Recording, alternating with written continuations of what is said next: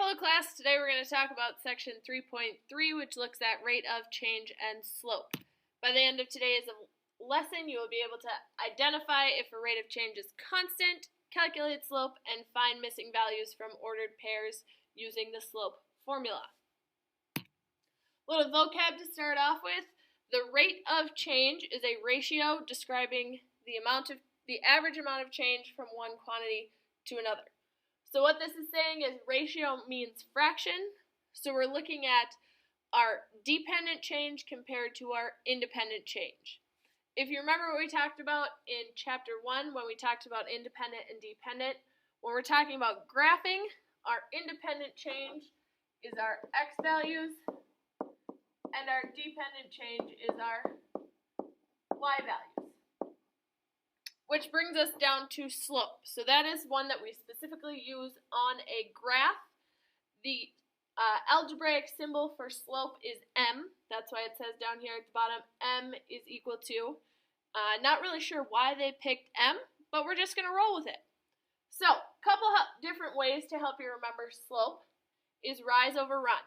How much you're going up and down compared to how much you are going over or horizontally.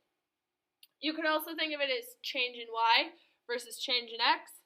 And this one on the end is going to be the most helpful for us. That's the algebraic formula, y2 minus y1 over x2 minus x1.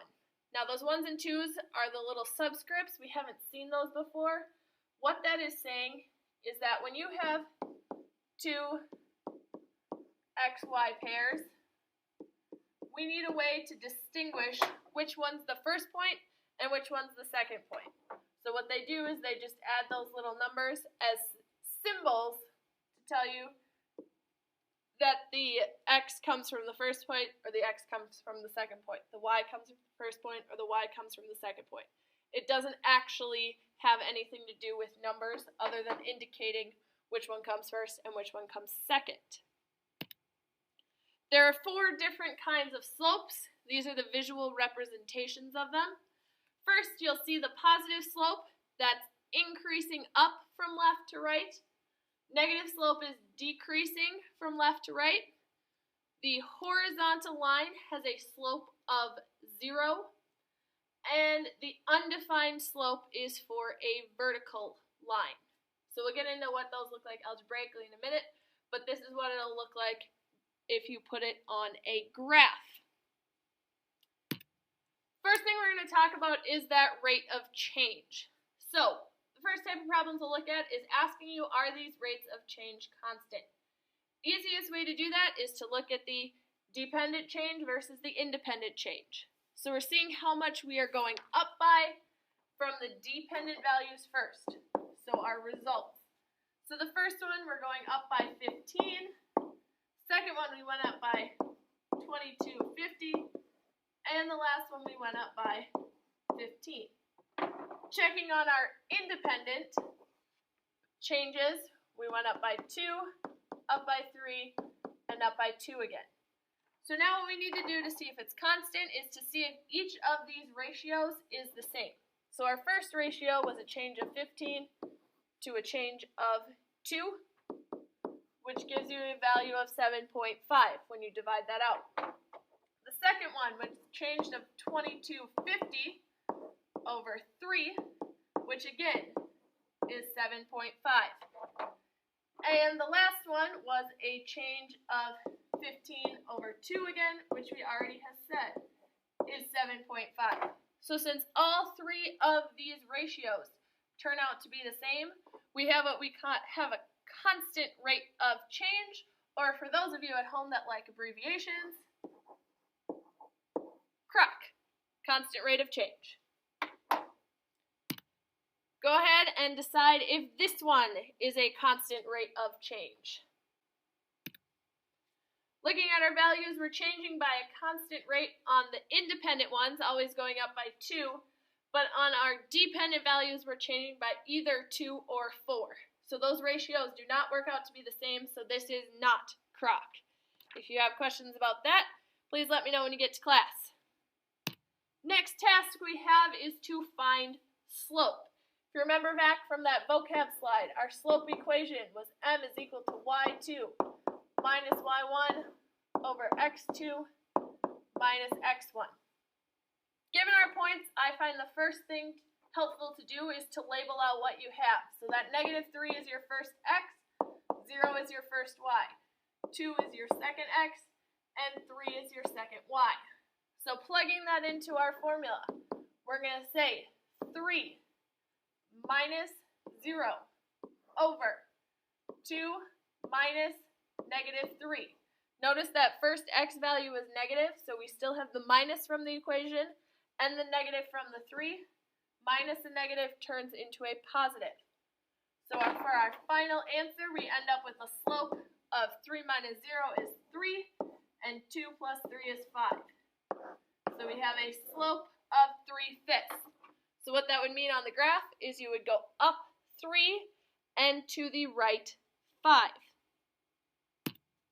Go ahead and try this one on your own.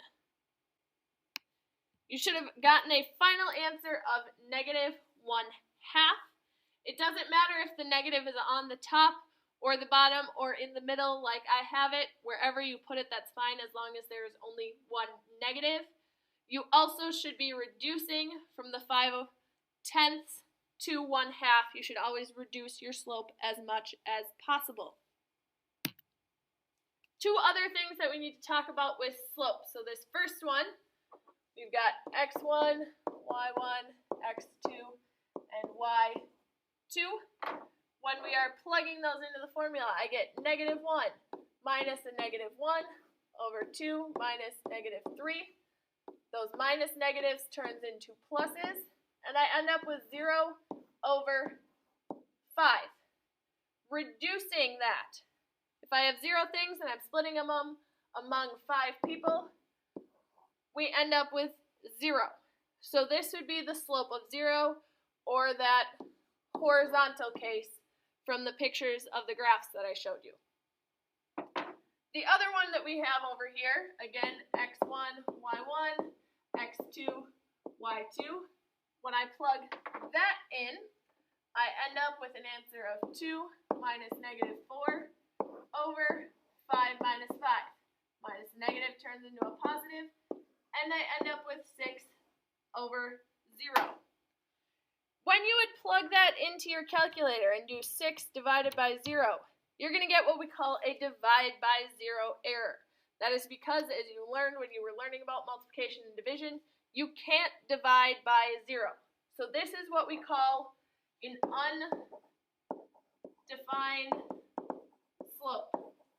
Yes, you have to write out either 0 or undefined if you have a 0 as part of your answer. I will not accept 0 over 5 or 6 over 0 as part of the answer. That would not be okay. So you either need to indicate that it's equal to 0 if the numerator is equal to 0, or undefined if the denominator is equal to 0. If you have questions about that, please let me know when you get to class. Last thing we need to talk about is finding missing values from an ordered pair. So the slope of a line is 5/3 and passes through the point -2, 0, and 1, n. So we're missing that second y value if we go through and label our points. We can use our slope formula to help us out. So we know the answer to slope now, so instead of writing m, I'm going to start with saying 5/3. Then we still have our difference of our y's, so y2 minus y1 over x2 minus x1. Simplifying to make that positive. Next thing you're going to want to do is simplify if you can. I'm leaving the -0 there for just a minute. We technically could get rid of that, but I'm going to show you what that would mean if there was a different value here. So, in order to solve a problem like this, you would be cross-multiplying. So I would get 5 times 3, which is 15, is equal to, in parentheses, and minus 0. Again, since it's -0, it really doesn't matter, and we could just say 3n. But for other problems in your homework, you are going to need to use those parentheses and be able to do the distributive property in order to solve the problem. Finishing this out, divide both sides by 3, and n is equal to 5. So that would mean this ordered pair up here is 1, 5. If you wanted to, you can always go back and double check that with your points now and say y2, which is 5, minus y1, which is 0, over x2 minus x1, which checks out to 5/3. So you can always plug your answers back in to check that you are correct. Go ahead and try this one on your own. You should have gotten a value of n is equal to 17. If you have questions about this or any other part of the lesson when you get to class, please let me know.